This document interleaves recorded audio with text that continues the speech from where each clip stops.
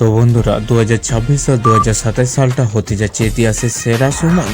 একদিকে নমিত মালহোত্রার মহাকাব্যিক রামায়ণ আর অন্যদিকে সন্দীপ রেড্ডি ভাঙ্গার সাথে প্রবাসের নতুন মিশন স্পিরিট। আর এর মাঝখানে সেন্সার বোর্ডের মাঝে আলোচনায় বন্দী জননায়কগণ। আর এদের নিয়ে এমন কিছু কথা আছে যা হয়তো আপনার কাছে এখন অজানা, আজ সেগুলোই আপনার সাথে শেয়ার করব, তাই ভিডিওটা পুরো শেষ পর্যন্ত দেখুন। আর শুরুতে কথা বলবো রণবীর কাপুরের অভিনয় করা রামায়ণ নিয়ে। আর এই ট্রেলারের রিলিজ নিয়ে চারিদিকে এখন হইচই হয়ে পড়ে গেছে। 24 জুলাই 2026-এ পুরো বিশ্বে অফিসিয়াল ট্রেলার দেখলেও আগামী 18 জুলাই দিল্লিতে ক্রিস্টোফার নোলানের দ্য ওডিসির বিশেষ স্ক্রিনের সাথে দেখানো হবে রামায়ণের 3 মিনিটের একটি ট্রেলার।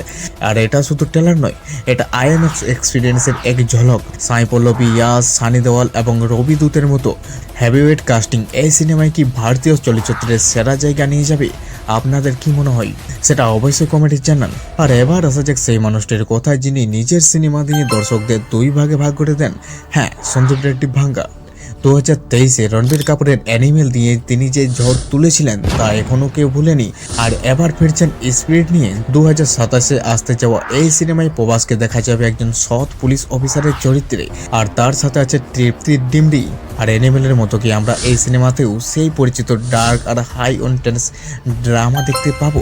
আর আপনি প্রভাসকে পুলিশ অফিসারের চরিত্রে দেখতে কতটা এক্সাইটেড কমেন্ট অবশ্যই জানান। আর এবার আসা যাক একটু ছোট ব্যাপারে কিন্তু ইম্প্যাক্টফুল, খুব বড়। আর এটা হচ্ছে জননায়কগণ সিনেমাটাকে নিয়ে। আর আজ অফিসিয়ালি খবর এসেছে যে সিনেমাটি সেন্সার বোর্ড থেকে এই সার্টিফিকেট পেয়েছে। আর সিনেমাটার রান টাইম হবে 3 ঘন্টা 3 মিনিট 11 সেকেন্ড। তার মানে পরিচালক কোনো বড়সড় গল্পই দর্শকদের কাছে উপহার দিতে চলেছেন। জুলাই শেষে বা আগস্ট মাসে এটি রিলিজ পাওয়ার কথা চলছে। এখন দেখার বিষয় অফিসিয়ালি রিলিজ ডেট ঘোষণার পর এটি বক্স অফিসে কতটা প্রভাব ফেলতে পারে। তো এই ছিল আজকে সিনেমা দুনিয়ার লেটেস্ট আপডেট।